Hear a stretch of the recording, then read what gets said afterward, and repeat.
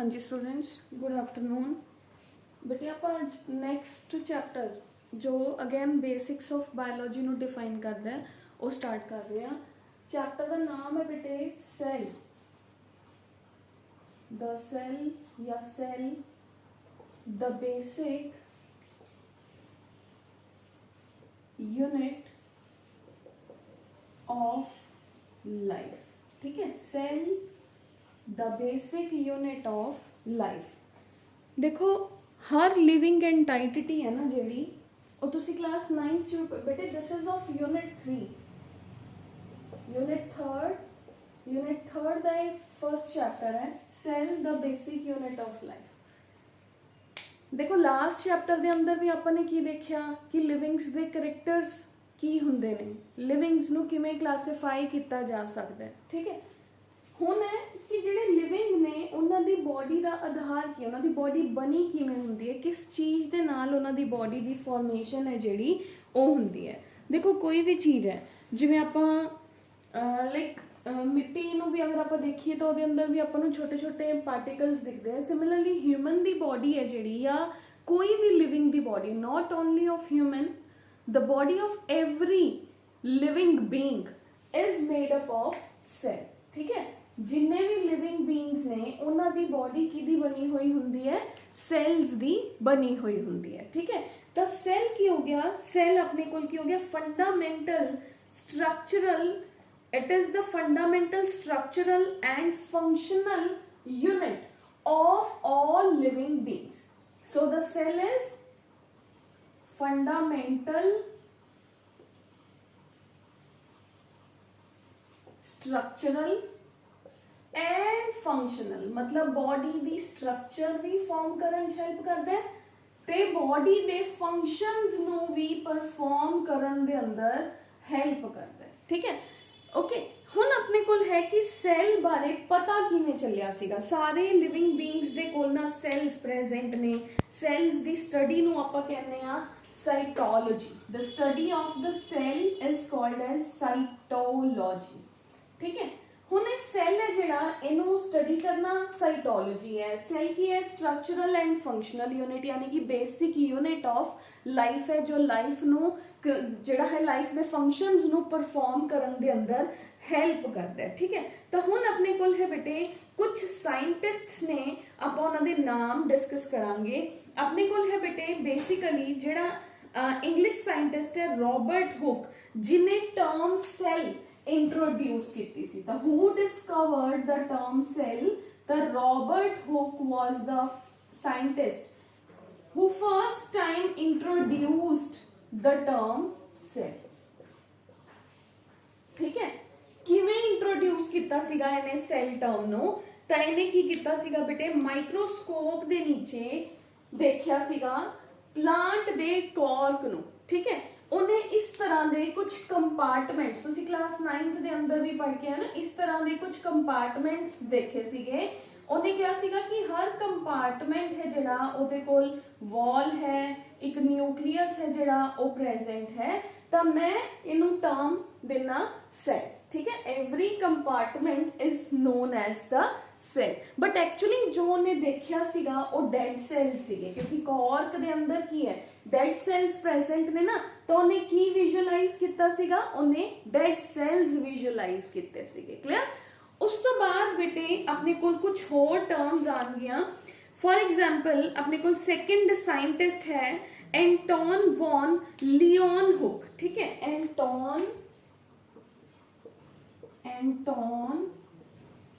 Von Leeuwen, I have is a Leeuwenhoek. ठीक है, Anton von Leone. इन्हें की स्टडी किया सी बेटे, इन्हें माइक्रोस्कोप नु मॉडिफाई किया फर्स्ट। उस तो बाद इन्हें first living cell sperm cell नु, फर्स्ट लिविंग एनिमल सेल नु माइक्रोस्कोप दे नीचे विजुअलाइज किया सीगा। ठीक है, किन्ने विजुअलाइज किया सीगा? एंटोन वॉन लियोन हुक ने। ठीक है, इहदा हॉबी सी बेटे माइक्रोस्कोपी, तो ये सिंपल माइक्रोस्कोप्स ने जिहड़े उन्हां नूं डिजाइन करदा रहिंदा सीगा। फिर इन्हें human sperm cell, bacteria, protozoans and some red blood corpuscles. देखो इतनी इक्वेशन होर आंदा है, ਆਪਾਂ ਕਹਿੰਦੇ ਆ ਰੈਡ ਬਲੱਡ ਕਾਰਪਸਲਸ, RBCs ਨੂੰ ਆਪਾਂ ਜਨਰਲੀ ਬੋਲ ਦਿੰਦੇ ਆ ਰੈਡ ਬਲੱਡ ਸੈਲਸ, ਬਟ ਉਹਦਾ ਫੁੱਲ ਫਾਰਮ ਹੁੰਦਾ ਰੈਡ ਬਲੱਡ ਕਾਰਪਸਲਸ। ਤਾਂ ਉਹਨੂੰ ਕਾਰਪਸਲ ਕਿਉਂ ਕਹਿੰਦੇ ਆ?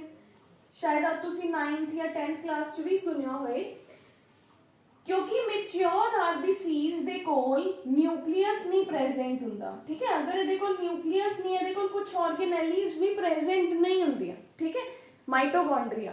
ਤਾਂ ਜਿਹਦੇ ਕਰਕੇ ਕੰਪਲੀਟ ਸੈੱਲ ਤਾਂ ਨਹੀਂ ਬਣਿਆ ਨਾ, ਦੈਟ ਇਜ਼ ਵਾਈ ਇਹਨੂੰ ਕੀ ਕਹਿ ਦਿੰਦੇ ਨੇ, ਇਹਨੂੰ ਕਾਰਪਸਲ ਕਹਿ ਦਿੰਦੇ ਨੇ, ਠੀਕ ਹੈ। ਤਾਂ ਆਪਣੇ ਕੋਲ ਦੋ ਸਾਇੰਟਿਸਟਸ ਦੇ ਨਾਮ ਆ ਗਏ ਬੇਟੇ। First is the name of the scientist Robert Hooke, who discovered the cell, but ਉਹਨੇ ਕਿਹੜਾ ਸੈੱਲ ਦੇਖਿਆ ਸੀਗਾ ਮਾਈਕਰੋਸਕੋਪ ਦੇ ਅੰਡਰ? Dead cell. ਕਾਰਕ ਕੀ ਹੁੰਦਾ ਬੇਟੇ? ਜਿਹੜਾ ਬੋਟਲਸ ਦੇ ਉੱਪਰ ਇੱਕ ਲਿਡ ਲਗਾਉਂਦੇ ਸੀ ਪਹਿਲਾਂ ਨਾ, ਅੱਜ ਕੱਲ ਤਾਂ ਬਹੁਤ ਸੋਹਣੇ ਤਰ੍ਹਾਂ ਦੇ ਲਿਡਸ ਆਣੇ ਸ਼ੁਰੂ ਹੋ ਗਏ ਕੈਮਿਸਟਰੀ ਦੇ ਅੰਦਰ, ਜਿਹੜੀਆਂ ਕੈਮੀਕਲ ਨੂੰ ਪ੍ਰੀਜ਼ਰਵ ਕਰਨ ਲਈ ਜਿਹੜੀਆਂ ਗਲਾਸ ਬੋਟਲਸ ਯੂਜ਼ ਕੀਤੀਆਂ ਜਾਂਦੀਆਂ ਨੇ। ਅਗਰ ਕਈ ਜਿਹੜੀਆਂ ਪੁਰਾਣੀਆਂ ਲੈਬਸ ਨੇ ਕਾਲਜਸ ਦੇ ਅੰਦਰ, ਸਕੂਲਸ ਦੇ ਅੰਦਰ, ਉਹਨਾਂ ਦੇ ਅੰਦਰ ਹਜੇ ਵੀ ਕਾਰਕ ਵਾਲੀਆਂ ਬੋਟਲਸ ਨੇ, ਮਤਲਬ ਇੱਕ ਲੱਕੜ ਦਾ ਲਿਡ ਹੁੰਦਾ ਸੀਗਾ ਜਿਹਨੂੰ ਬੋਟਲ ਦੇ ਉੱਪਰ ਫਿਕਸ ਕਰ ਦਿੰਦੇ ਆ। ਸਮ ਕੁਛ ਅੱਜ ਕੱਲ ਕੁਛ ਲਾਈਕ ਮਤਲਬ ਫੰਕਸ਼ਨਲ ਜੀਆਂ ਬੋਟਲਸ ਨੇ, ਜਿਵੇਂ ਕਿ ਵਾਈਨ ਦੀਆਂ ਕਈ ਬੋਟਲਸ ਨੇ, ਉਹਨਾਂ ਦੇ ਉੱਪਰ ਵੀ ਉਹ ਲਿਡ ਹੈ ਜਿਹੜਾ ਕਾਰਕ ਹੈ ਜਿਹੜਾ ਉਹ ਪ੍ਰੈਜ਼ੈਂਟ ਹੁੰਦਾ, ਠੀਕ ਹੈ। ਤਾਂ ਉਹਨੇ ਉਸ ਕਾਰਕ ਨੂੰ ਕਿਹਦੇ ਅੰਦਰ ਦੇਖਿਆ? ਮਾਈਕਰੋਸਕੋਪ ਦੇ ਨੀਚੇ ਦੇਖਿਆ, ਤਾਂ ਉਹਨੇ ਡੈਡ ਸੈਲਸ ਨੂੰ ਵਿਜ਼ੂਅਲਾਈਜ਼ ਕੀਤਾ ਸੀਗਾ। ਤਾਂ ਐਂਟੋਨ ਵੌਨ ਲਿਓਨ ਹੁਕ ਨੇ ਕਈ ਐਨੀਮਲ ਸੈਲਸ ਨੂੰ ਵਿਜ਼ੂਅਲਾਈਜ਼ ਕੀਤਾ ਸੀ, ਉਹਦਾ ਸ਼ੌਂਕ ਸੀਗਾ ਮਾਈਕਰੋਸਕੋਪੀ। ਫਿਰ ਉਸ ਤੋਂ ਬਾਅਦ ਹੈ ਬੇਟੇ ਨੈਕਸਟ ਰੋਬਰਟ ਬਰਾਊਨ, ਜਿਨੇ ਕਿ ਨਿਊਕਲੀਅਸ ਦੀ ਡਿਸਕਵਰੀ ਕਰੀ ਸੀਗੀ, ਬਟ ਉਹਨੇ ਕੀ ਕੀਤਾ ਸੀਗਾ? Robert ਹੁਕ discovered the nucleus firm the orchid root cell. Third discovery is by the Robert Brown. That is the Robert Brown. Robert Brown discovered nucleus from orchid root cell. ठीक है? He discovered the what he had discovered the nucleus, ठीक है। उस तो बाद है बेटे ड्यूजार्डिन ने की किता सीगा बेटे, एक सैमी फ्लूइड स्ट्रक्चर ਨੂੰ ਦੇਖਿਆ ਸੀਗਾ, ਉਹਨੂੰ ਉਹਨੇ ਨਾਮ ਦਿੱਤਾ ਸੀਗਾ ਸਾਰਕੋਡ। ਬਾਅਦ ਵਿੱਚ ਜਿਹੜਾ ਹੈ ਪਰਕਿੰਜੇ ਨਾਮ ਦੇ ਸਾਇੰਟਿਸਟ ਨੇ ਕਿਹਾ ਸੀਗਾ ਕਿ ਸਾਰਕੋਡ ਕੀ ਹੈ? ਉਹ ਪ੍ਰੋਟੋਪਲਾਜ਼ਮ ਹੈ। ਤਾਂ ਆਪਾਂ ਨੈਕਸਟ 4th ਐਂਡ 5th ਨੂੰ we are writing over here. 4th and 5th discovery. The 4th discovery है बेटे, Dujardin discovered a semi-fluid living material in certain protozoans and he named it sarcode. Dujardin, the 4th scientist, Dujardin discovered a living structure, named it sarcode. ਉਹਨੇ ਉਹਨੂੰ ਕੀ ਨਾਮ ਦਿੱਤਾ ਸੀਗਾ? He named it as sarcode,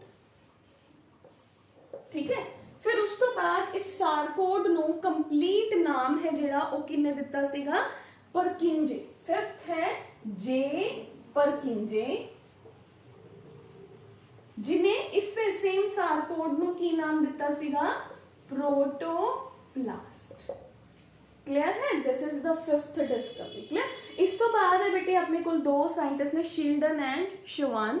ਉਹਨਾਂ ਦੋਨਾਂ ਨੇ ਕੀ ਦਿੱਤਾ ਸੀਗਾ? ਸੈੱਲ ਥਿਊਰੀ ਦਿੱਤੀ ਸੀ। ਕਲੀਅਰ। ਹਜੇ ਤੱਕ ਤਾਂ ਆਪਾਂ ਨੂੰ ਸੈੱਲ ਬਾਰੇ ਪਤਾ ਚੱਲ ਰਿਹਾ ਹੈ, ਫਿਰ ਆਪਾਂ ਦੇਖਾਂਗੇ ਵੀ ਸੈੱਲ ਹੁੰਦਾ ਕਿੰਨੇ ਟਾਈਪ ਦਾ ਹੈ। ਸੈੱਲ ਦੋ ਟਾਈਪ ਦਾ ਸੈੱਲ ਆਪਾਂ ਡਿਸਕਸ ਕਰਾਂਗੇ।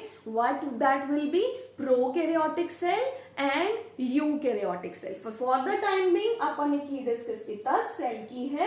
basic unit of life ਹੈ, that is the structural and functional unit of life। ठीक है। हर लिविंग बीइंग दी बॉडी का आधार की है?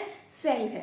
सैल तो बिना लाइफ पॉसिबल नहीं है। हुण आपां की डिस्कस कर रहे हैं? सैल दी डिस्कवरीज डिस्कस कर रहे हैं। Robert Hooke was the first scientist जिन्हें नॉन लिविंग सैल्स ਨੂੰ कॉर्क ਦੇ ਅੰਦਰ ਦੇਖਿਆ ਸੀਗਾ। ਫਿਰ ਐਂਟੋਨ ਵੌਨ ਲਿਓਨ ਹੁਕ, ਜਿਹਨੂੰ ਕਿਹਦਾ ਸ਼ੌਂਕ ਸੀਗਾ? ਮਾਈਕਰੋਸਕੋਪਸ ਨੂੰ ਮੋਡੀਫਾਈ ਕਰਨ ਦਾ ਸ਼ੌਂਕ ਸੀਗਾ। ਤਾਂ ਉਹਨੇ ਐਨੀਮਲ ਸੈਲਸ ਨੂੰ ਮਾਈਕਰੋਸਕੋਪ ਦੇ ਨੀਚੇ ਦੇਖਿਆ। ਠੀਕ ਹੈ, ਫਿਰ ਰॉबर्ट ਬ੍ਰਾਊਨ ਜਿਨੇ ਕਿ ਨਿਊਕਲੀਅਸ ਨੂੰ ਆਰਕਿਡ रूट ਸੈਲ ਦੇ ਅੰਦਰ ਡਿਸਕਵਰ ਕੀਤਾ। ਦੈਨ ਡਿਊਜਾਰਡਿਨ ਜਿਨੇ ਪ੍ਰੋਟੋਪਲਾਸਟ ਦੇਖਿਆ ਸੀ ਬਟ ਉਹਨੇ ਉਹਨੂੰ ਨਾਮ ਦਿੱਤਾ ਸੀਗਾ ਸਾਰਕੋਡ। ਐਂਡ ਦੈਨ ਜੇ ਪਰਕਿੰਜੇ ਉਹਨੇ ਉਸ ਸਾਰਕੋਡ ਨੂੰ ਰੀਨੇਮ ਕੀਤਾ ਸੀਗਾ। ਕੀ ਰੀਨੇਮ ਕੀਤਾ ਸੀਗਾ? प्रोटोप्लास्ट। ठीक है, दैट इज द प्रोटोप्लाज्म। तो अपने को क्या आ गया बेटे? नेक्स्ट अपने को we have is the M J Schleiden and Theodor Schwann जिन्हां ने ਆਪਾਂ ਨੂੰ ਸੈਲ ਥਿਊਰੀ ਦਾ ਕਨਸੈਪਟ ਦਿੱਤਾ ਸੀਗਾ। that was the we can say a boom in the biology ਕਿ ਉਹਨਾਂ ਨੇ ਆਪਾਂ ਨੂੰ ਸੈਲ ਥਿਊਰੀ ਬਣਾ ਕੇ ਦਿੱਤੀ ਕਿ ਹਰ ਲਿਵਿੰਗ ਬੀਇੰਗ ਦੇ ਅੰਦਰ ਜੋ ਸੈਲਸ ਨੇ ਉਹਨਾਂ ਦੇ ਅੰਦਰ ਆ 4 ਬੇਸਿਕ ਫੀਚਰਸ ਹੋਣੇ ਹੀ ਹੋਣੇ ਚਾਹੀਦੇ ਨੇ। that makes the cell theory। But ਉਹਨਾਂ ਦੇ ਉੱਪਰ ਕੁਝ ਆਬਜੈਕਸ਼ਨਸ ਲੱਗੀਆਂ, ਜਿਵੇਂ ਫॉर एग्जांपल ਉਹ ਵਾਇਰਸ ਦਸਤ ਪਹਿਲੇ ਆਪਾਂ ਚਾਰ ਦੇਖਦੇ ਹਾਂ ਕਿ ਉਹਨਾਂ ਨੇ ਸੈਲ ਥਿਊਰੀ 'ਚ ਕਿਹਾ ਕੀ ਸੀਗਾ। ਫਿਰ ਉਹਦੇ ਤੇ ਆਬਜੈਕਸ਼ਨਸ ਲਗਾਈਆਂ ਗਈਆਂ ਕਿਉਂਕਿ ਉਹਨਾਂ ਨੇ ਪੂਰਾ ਕਲੀਅਰਲੀ ਉਹ ਸਾਰੇ ਸਾਇੰਟਿਸਟ ਚਾਹੁੰਦੇ ਸੀਗੇ ਕਿ ਜੋ ਆਬਜੈਕਸ਼ਨਸ ਨੇ ਉਹ ਥਿਊਰੀ ਉਹਨਾਂ ਨੂੰ ਵੀ ਕਲੀਅਰ ਕਰੇ। ਐਂਡ ਦੈਨ ਇੱਕ ਮੋਡੀਫਾਈਡ ਵਰਜ਼ਨ ਆਇਆ ਸੈਲ ਥਿਊਰੀ ਦਾ ਜਿਹਨੂੰ ਸੈਲ ਪ੍ਰਿੰਸੀਪਲ ਜਾਂ ਸੈਲ ਡਾਕਟਰੀਨ ਜਾਂ ਮਾਡਰਨ ਸੈਲ ਥਿਊਰੀ ਵੀ ਕਿਹਾ ਜਾਂਦਾ। ਪਹਿਲੇ ਆਪਾਂ ਦੇਖਦੇ ਹਾਂ ਜੋ ਸੈਲ ਥਿਊਰੀ ਦਿੱਤੀ ਸੀਗੀ ਬੇਟੇ, ਦੋ ਸਾਇੰਟਿਸਟ ਸੀਗੇ ਜਿਨ੍ਹਾਂ ਨੇ ਸੈਲ ਹਾਈਪੋਥेसिस ਦਿੱਤਾ ਸੀਗਾ। Their name was M J Schleiden and Theodor Schwann. ठीक है, शिवान कह लो, शेचवान कह लो, तो मैं उदा दे स्पेल कर दिया दोनों दा। एमजे शील्डन, एमजे शील्डन दे अंदर अपने कोल की आ गया? We have is MJ Schleiden. ठीक है, and we have is Theodor Schwann. ठीक है, ये दो साइंटिस्ट सीगे।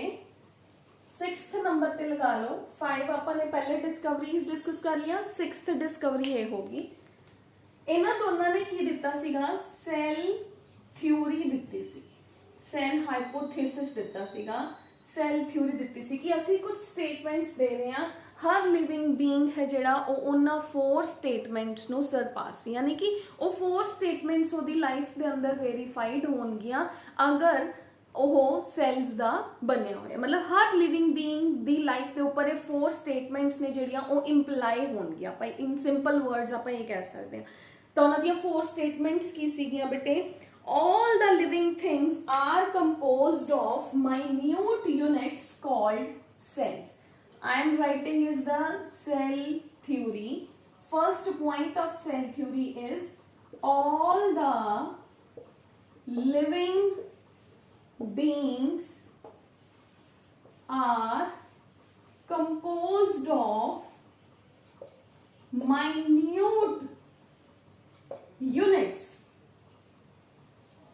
ਉਹਨਾਂ यूनिट्स ਨੂੰ ਆਪਾਂ ਕੀ ਕਹਿੰਦੇ ਆ? ਸੈਲਸ। ਠੀਕ ਹੈ, ਹਰ ਲਿਵਿੰਗ ਬੀਇੰਗ ਦੀ ਬੋਡੀ ਹੈ ਜਿਹੜੀ ਉਹ ਸੈਲਸ ਦੀ ਬਣੀ ਹੋਈ ਹੈ। ਲਿਵਿੰਗ ਹੋਣ ਲਈ ਸੈਲ ਦਾ ਹੋਣਾ ਜ਼ਰੂਰੀ ਹੈ। ਮਤਲਬ ਹਰ ਲਿਵਿੰਗ ਦੀ ਬੋਡੀ ਦਾ ਸਮੋਲੈਸਟ ਯੂਨਿਟ ਕੀ ਹੈ? सेल। अगर सेल नहीं है तो life will not be there. ठीक है, clear? Then we have is the second point। Second point, what does it say is the cell is a mass of protoplasm containing a nucleus। ठीक है, and bounded by a cell membrane। cell की है? cell is a mass of। ਹੁਣ ਪਹਿਲੇ ਆਪਾਂ ਨੇ ਕੀ ਕਿਹਾ? ਸਭ ਦੀ ਬੋਡੀ ਸੈਲਸ ਦੀ ਬਣੀ ਹੋਈ ਹੋਣੀ ਚਾਹੀਦੀ ਹੈ। ਅਗਰ ਸੈਲਸ ਹੈ ਤਾਂ ਉਹ ਲਿਵਿੰਗ ਹੈ। ਹੁਣ ਉਹ ਸੈਲ ਕੀ ਹੈ? Cell is a mass of protoplasm. Cell ਦੇ ਅੰਦਰ ਸਭ ਤੋਂ ਜ਼ਿਆਦਾ ਕੀ ਪ੍ਰੈਜ਼ੈਂਟ ਹੈ? ਪ੍ਰੋਟੋਪਲਾਜ਼ਮ ਹੈ। ਜੋ ਪ੍ਰੋਟੋਪਲਾਜ਼ਮ ਦੇ ਨਾਲ ਨਾਲ ਕੀ ਕੰਟੇਨ ਕਰਦਾ ਹੈ? It also contains nucleus and bounded by. Cell is bounded by. Cell दे बाहर की है? It is bounded by cell membrane. Cell sometimes वो कहते हैं कि समटाइम्स इन सम सेल्स और sometimes cell membrane is also bounded by cell wall. की हर एक दे अंदर सेल वॉल होना जरूरी नहीं है। तुसी क्लास 9th दे अंदर ये सारे पॉइंट्स कितने भी होए ने। ठीक है, कि एक सेल है this is a cell, suppose cell दे बाहर सेल मेम्ब्रेन है, दिस इज प्रोटोप्लास्ट, ਇਹ ਸੈੱਲ ਦੇ ਅੰਦਰ ਨਿਊਕਲੀਅਸ ਹੈ। ਇਹ ਤਿੰਨ ਚੀਜ਼ਾਂ ਤਾਂ ਹੋਣੀਆਂ ਹੀ ਹੋਣੀਆਂ ਚਾਹੀਦੀਆਂ ਨੇ।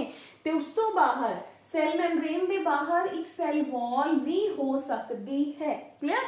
ਤਿੰਨ ਚੀਜ਼ਾਂ, protoplasm, nucleus and we have is the cell membrane। ਇਹ ਤਿੰਨ ਚੀਜ਼ਾਂ ਹੋਣਗੀਆਂ ਹੀ ਹੋਣਗੀਆਂ, ਬਾਕੀ ਹੋ ਵੀ ਸਕਦੀਆਂ ਨੇ ਤੇ ਨਹੀਂ ਵੀ। ਠੀਕ ਹੈ। ਉਸ ਤੋਂ ਬਾਅਦ ਹੈ ਬੇਟੇ, the function of an organism as a whole is the result of the activities and interactions of the constituent cells। The functions of the living organisms, or we can say the function of a living organism, of the living organism as a whole is the sum of interactions and activities in the cell। ठीक है, और between the cell। कहते कि अपनी body जो भी है, हुण देखो आप कोई भी फंक्शन परफॉर्म कर रहे हैं, ਸੈੱਲ ਦੀ ਕਰ ਰਹੇ ਨੇ ਨਾ, ਸੈਲਸ ਦੇ ਅੰਦਰ ਇੰਟਰੈਕਸ਼ਨਸ ਹੋ ਰਹੀਆਂ ਨੇ, ਜਾਂ ਉਹ ਸੈੱਲ ਆਪਣੇ ਆਪ, ਅਗਰ ਉਹ ਸਿੰਗਲ ਸੈਲਡ ਬੋਡੀ ਹੈ ਤਾਂ ਸੈੱਲ ਦੇ ਅੰਦਰ ਜੋ ਵੀ ਇੰਟਰੈਕਸ਼ਨਸ ਹੋ ਰਹੀਆਂ ਨੇ ਉਹਨਾਂ ਦਾ ਸਮ ਟੋਟਲ ਹੀ ਉਸ ਸੈੱਲ ਦੀ ਐਕਟੀਵਿਟੀ ਹੈ ਨਾ। ਯੈਸ ਔਰ ਨੋ? ਦੇਖੋ ਹੁਣ ਕਿਡਨੀ ਹੈ, ਕਿਡਨੀ ਨੇ ਆਪਣਾ ਕੋਈ ਫੰਕਸ਼ਨ ਪਰਫॉर्म ਕਰਨਾ ਹੈ। ਅਗਰ ਆਪਾਂ ਪਹਿਲਾਂ ਆਪਾਂ ਸਪੋਜ਼ ਆਪਾਂ ਅਮੀਬਾ ਤੋਂ ਚੱਲਦੇ ਹਾਂ, ਅਮੀਬਾ ਇੱਕ ਸਿੰਗਲ ਸੈਲਡ ਆਰਗੈਨਿਜ਼ਮ ਹੈ, ਉਹਦੇ ਅੰਦਰ ਜੋ ਵੀ ਐਕਟੀਵਿਟੀਜ਼ ਹੋ ਰਹੀਆਂ ਨੇ, ਆਪਣੇ ਗਲੂਕੋਜ਼ ਨੂੰ ਖਾ ਰਿਹਾ, ਆਪਣੀ ਬੋਡੀ ਨੂੰ ਚਲਾ ਰਿਹਾ, ਆਪਣਾ ਰੈਸਪੀਰੇਟ ਕਰ ਰਿਹਾ, ਤਾਂ ਉਹ ਸੈੱਲ ਦੇ ਅੰਦਰ ਜਿੰਨੀਆਂ ਪ੍ਰੋਸੈਸਸ ਚੱਲ ਰਹੀਆਂ ਨੇ ਉਹਦਾ ਐਜ਼ ਅ ਹੋਲ ਹੀ ਹੈ ਨਾ। ਤਾਂ अपनी बॉडी के अंदर भी सेम है, या तो सिंगल सेल या many cells, they will interact, they will perform the activities and as a result of that activities आपा एक human आ। ठीक है, तो अपने को किया गया। Next we have is the सारे cells are basically alike in structure and metabolic activities। all the cells are, fourth point is all the cells are basically alike in structure and perform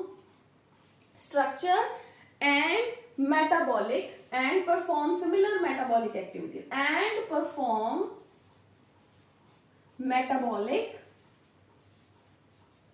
activities। ठीक है बेटा जी, आ 4 point सीगे जिहदे नाल आपां ये कह सकते हैं कि कोई लिविंग बीइंग जो है वो लिविंग है। ठीक है, सारे सैल्स ने जिहड़े उन्हां दियां मैटाबॉलिकली जिहड़ियां ने मैटाबॉलिक प्रोसैसेस ने जिहड़ियां वो सिमिलर ने, वो बेसिकली अलाइक ने। देखो अलाइक का मतलब की है, अलाइक का मतलब इत्थे ये है सैल्स दियां शेप्स वेरी हो सकदियां ने। देखो एक न्यूरॉन है वो लॉन्ग है, ठीक है, कुछ सैल्स टॉल हो सकते हैं, कुछ सैल ब्रॉड हो सकते हैं, कुछ क्यूब लाइक हो सकते हैं, कुछ राउंड हो सकते हैं, बट उन्होंने अंदर जो प्रोसेसेस चल रही ने दे आर सेम। क्लियर है?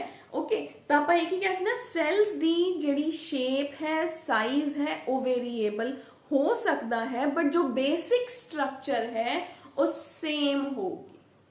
क्लियर? हुण आपां कहिए सारे ह्यूमनस ने जिहड़े वो अलाइक ने, है ना, बट आप कह दें ये नीग्रो है, आप देख के कह दें ये हिंदूज ने, ये इंडियंस ने, ये अमेरिकनस ने।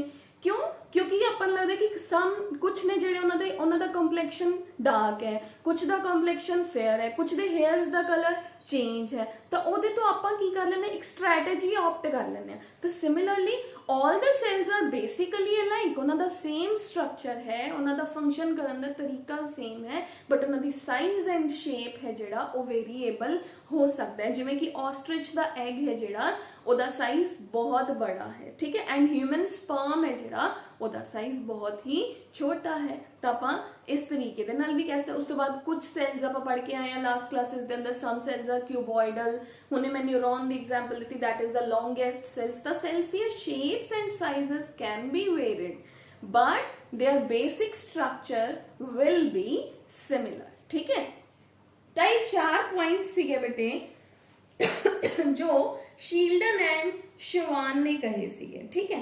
फिर उस थ्योरी दे अंदर ना एक मॉडिफिकेशन दी जरूरत सीगी, क्लियर।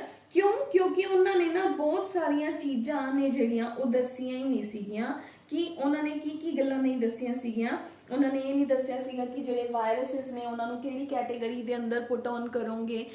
ਤੁਸੀਂ ਕਹਿੰਦੇ ਹੋ ਕਿ ਹਰ ਸੈੱਲ ਦੇ ਅੰਦਰ ਨਿਊਕਲੀਅਸ ਹੋਣਾ ਜ਼ਰੂਰੀ ਹੈ, ਇੱਥੇ ਆਪਾਂ ਲਿਖ ਰਹੇ ਹਾਂ कि cell is a mass of protoplasm and it contains the nucleus. तो फिर आरबीसीज ने ਜਿਹੜੇ ਉਹ ਕੀ ਸੈਲਸ ਨਹੀਂ ਨੇ, ਕਿਉਂਕਿ ਉਹਨਾਂ ਦੇ ਕੋਲ ਤਾਂ ਨਿਊਕਲੀਅਸ ਹੈ ਹੀ ਨਹੀਂ, ਠੀਕ ਹੈ। ਤਾਂ ਇਹ ਕੁਝ ਜਿਹੜੇ ਡਰਾਬੈਕਸ ਸੀਗੇ ਇਸ ਥਿਊਰੀ ਦੇ, ਬਹੁਤ ਸਾਰੇ ਸਾਇੰਟਿਸਟਸ ਨੇ ਇੰਪਲੀਕੇਸ਼ਨ ਮਤਲਬ ਆਪਾਂ ਐਲੀਗੇਸ਼ਨਸ ਕਹਿ ਸਕਦੇ ਹਾਂ, ਕੰਟਰੋਵਰਸੀਜ਼ ਨੇ ਜਿਹੜੀਆਂ ਉਹ ਹੋਈਆਂ। ਤਾਂ ਉਹਦੇ result as a result cell theory ਨੂੰ ਮੋਡੀਫਾਈ ਕੀਤਾ ਗਿਆ, ਜਿਹਦਾ ਨਾਮ ਰੱਖਿਆ ਸੈਲ प्रिंसिपल, ठीक है। सेल प्रिंसिपल की है which is the modern form of the cell theory. ਇਹਦੀ ਨੀਡ ਕੀ ਸੀਗੀ ਬੇਟੇ? ਇਹਦੀ ਨੀਡ ਇਹੀ ਸੀਗੀ ਕਿ ਆਪਣੇ ਕੋਲ ਇਹ ਥਿਊਰੀ ਹੈ ਜਿਹੜੀ ਉਹ ਸਾਰੇ ਪੁਆਇੰਟਸ ਨੂੰ ਐਕਸਪਲੇਨ ਨਹੀਂ ਕਰ ਪਾ ਰਹੀ ਸੀਗੀ, ਤਾਂ ਦੈਟ ਇਜ਼ ਵਾਈ ਆਪਣੇ ਕੋਲ ਕੀ ਆ ਗਿਆ? ਸੈਲ ਪ੍ਰਿੰਸੀਪਲ ਹੈ ਜਿਹੜਾ ਉਹ ਆ ਗਿਆ, ਠੀਕ ਹੈ। ਇੱਕ ਵਾਰੀ ਫੇਰ ਦੇਖਦੇ ਹਾਂ। ਸੈਲ ਥਿਊਰੀ ਕਹਿ ਰਹੀ ਸੀਗੀ ਕਿ ਹਰ ਲਿਵਿੰਗ ਬੀਇੰਗ ਹੈ ਜਿਹੜਾ ਉਹ ਸੈਲਸ ਦਾ ਬਣਿਆ ਹੋਇਆ ਹੈ। ਜਿਹੜੇ ਸੈਲਸ ਨੇ ਉਹ ਬੇਸਿਕਲੀ ਸਟਰਕਚਰਲੀ ਅਲਾਈਕ ਨੇ, ठीक है। उस तो बाद कहा कि सैल है जेड़ा that is the mass of the protoplasm, ਉਹਦੇ अंदर न्यूक्लियस ते सैल मैम्ब्रेन होना जरूरी है। सैल वॉल कुछ केसेस दे अंदर हो भी सकती है, सारे केसेस दे अंदर नहीं भी हो सकती हैगी, ठीक है। तो ये अपने कोल सीगा। उस तो बाद ये 4 पॉइंट सी। उस तो बाद ਇਹਦੇ ਤੇ ਐਲੀਗੇਸ਼ਨਸ ਲੱਗੀਆਂ, ਕੰਟਰੋਵਰਸੀਜ਼ ਆਈਆਂ, ਤਾਂ ਇਹਨੇ ਆਪਣੇ ਆਪ ਨੂੰ ਮੋਡੀਫਾਈ ਕੀਤਾ ਐਂਡ ਮੋਡੀਫਾਈ ਕਰਕੇ ਆਪਣੇ ਕੋਲ ਕੀ ਆ ਗਿਆ? ਸੈਲ प्रिंसिपल है जेड़ा वो आ गया। ਇਹਦੇ 14 पॉइंट्स ने राउंड अबाउट सेल प्रिंसिपल दे वो आप डिस्कस करते हैं बेटे। We have is 14 and in some of the books we have given is more than 14 points also. तो अपने कोल है first, life exists only in cells. Life है जेड़ी वो किदे अंदर एग्जिस्ट करती है? सेल्स दे अंदर। Life exists only in cells. देखो ये तो क्लियर ही है ना, लाइफ सेल्स दे अंदर ही। अगर अमीबा है वो सेल ही ना होंदा तां की लाइफ हुंदी? नो। हुण अपने कोल बहुत छोटे छोटे पार्टिकल्स आपां देखदे हां हवा दे अंदर, की वो लिविंग ने?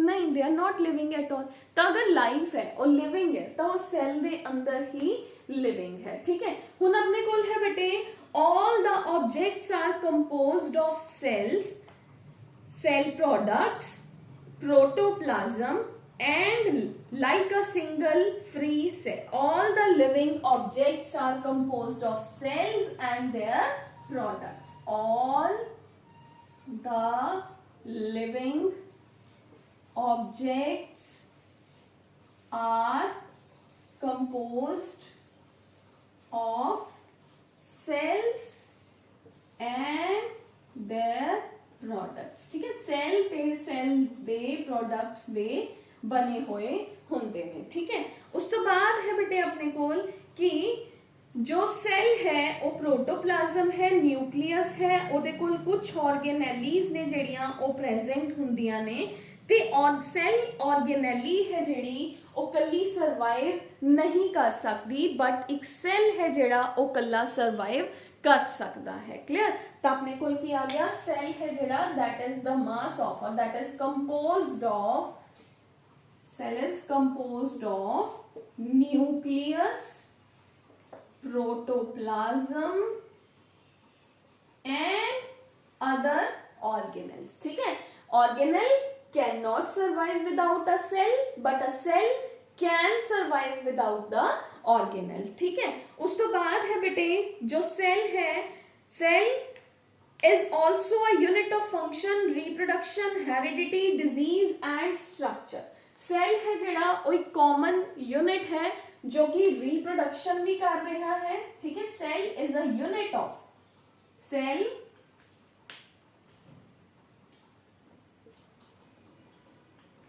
Cell is the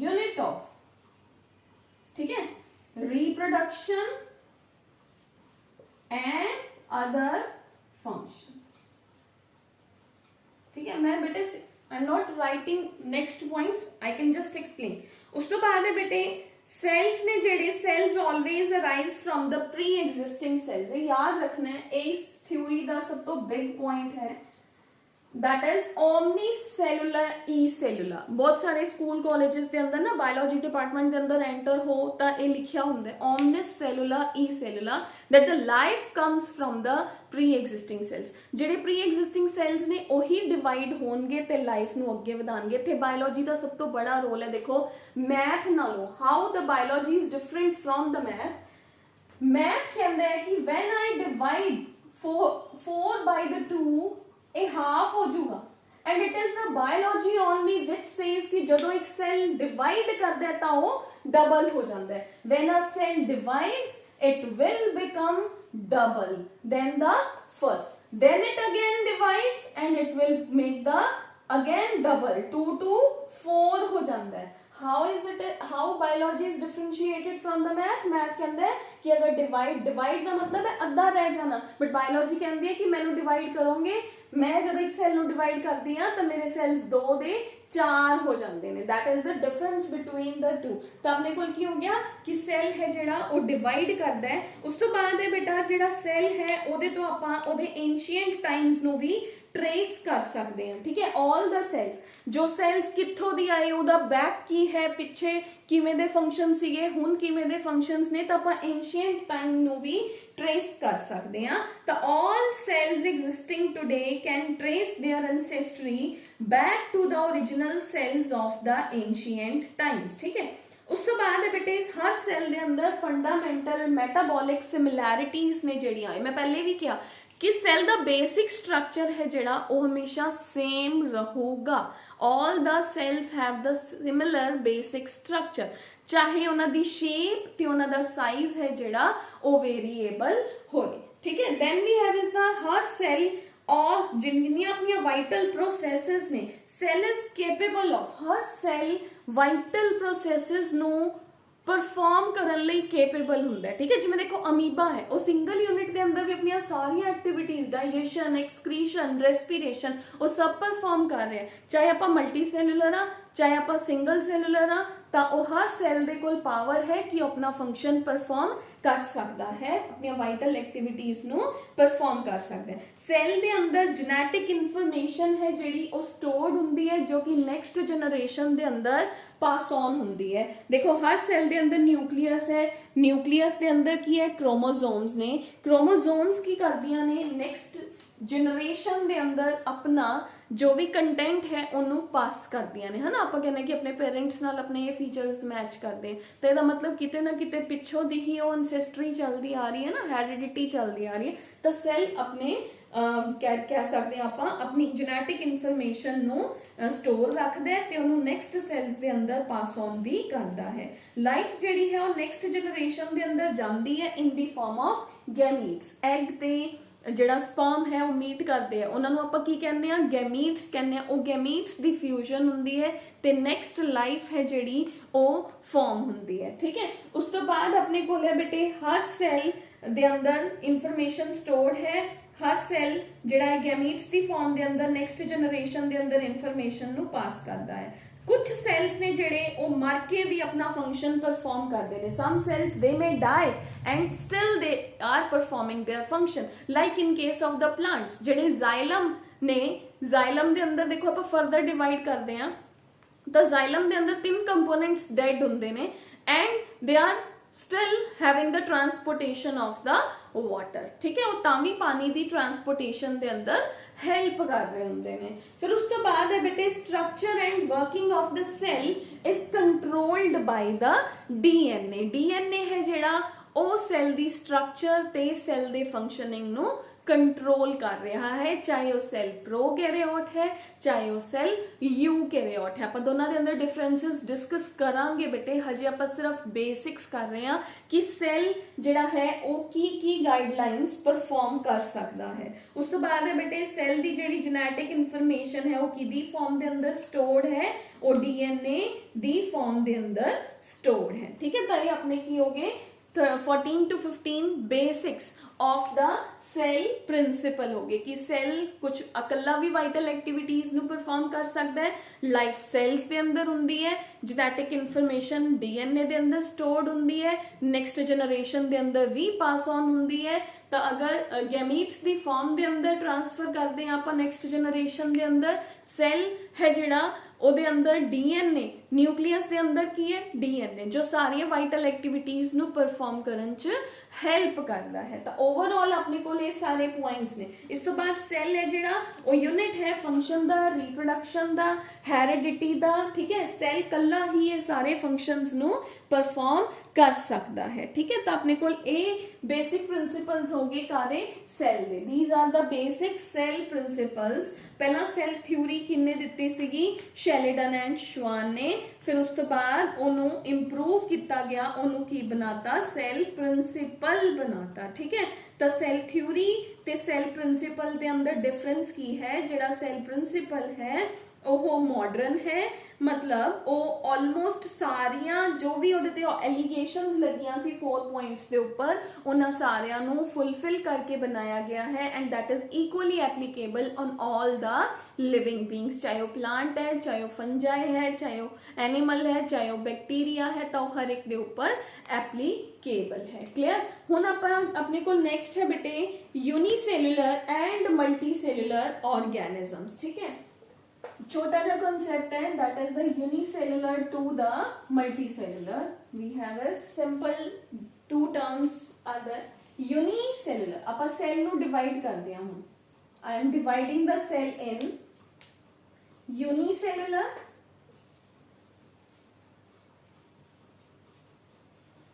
and the second is multicellular। Unicellular क्यों गया, सिंगल सेल, जो पूरी दी पूरी लाइफ किदे अंदर है, इको ही सेल दे अंदर। एग्जांपल इज अमीबा, ठीक है। यूनि जो बहुत सारे सेल्स मिलके एक फंक्शन को परफॉर्म कर रहे हैं, then that will become the multicellular. Clear. Now I have is the another one eukaryote and prokaryote, but वो अपन नेक्स्ट क्लास के अंदर डिस्कस करते हैं, ठीक है। फिलहाल यूनिसेलुलर का मतलब की हो गया, सिर्फ सेल्स नाल ही बॉडी बनी। मल्टी सेलुलर का मतलब tissues, organs, organ to organ system and the complete organism, ठीक है। कुछ आप पढ़ांगे नेक्स्ट चैप्टर्स के अंदर, कुछ जीव ने जेड़े सिर्फ टिश्यूज दे बने, कुछ जीव सिर्फ सेल्स दे बने ने, कुछ दे अंदर सेल्स यूनाइट करके टिश्यूज फॉर्म करेंगे, कुछ दे अंदर जेडे टिश्यूज ने यूनाइट करके ऑर्गन्स फॉर्म करेंगे, कुछ दे अंदर ऑर्गन्स जुड़ के ऑर्गन सिस्टम बनाएंगे, फिर कंप्लीट ऑर्गेनिज्म है जेड़ा ओ कईयां दे अंदर complete organism will be there, ठीक है। That is the way to the multicellularity. Clear. तो अपने कोल बेटे ए आज अपने की किया, हु डिस्कवर्ड व्हाट, ठीक है। Discoveries of the scientists discuss कीतियां, फिर उस तो बाद अपने सेल थ्योरी डिस्कस की, फिर आए cell principles. Examination point of view दे नाल जिन्ना अज अपने किया वो सारा ही इंपॉर्टेंट है। 1-1 मार्क के अंदर या नीट के अंदर साइंटिस्ट का नाम आ जाता है कि किहड़े साइंटिस्ट ने न्यूक्लियस नू डिस्कवर किया, किहड़े साइंटिस्ट ने प्रोटोप्लास्ट नू डिस्कवर किया, हु डिस्कवर्ड द सेल, ठीक है, who discovered the living cell. Clear. इस तरीके दे नाल आपां नू 1-1 मार्क के अंदर आ जाता है। And then we have is the ਜਿਹੜਾ है सेल थ्योरी या सेल प्रिंसिपल, 2-2 मार्क्स के अंदर ਤੁਹਾਨੂੰ ਪੁੱਛ ਲੈਂਦੇ, describe cell theory, describe cell principle. जो भी डाउट होया यू कैन आस्क मी। अपना इत्थों तक सेल प्रिंसिपल तक है ਜਿਹੜਾ अपना प्रिपेयर करो, लर्न कर लो, ठीक है। Then we will move on to the next definitions and eukaryote cell and prokaryote cell in the next class.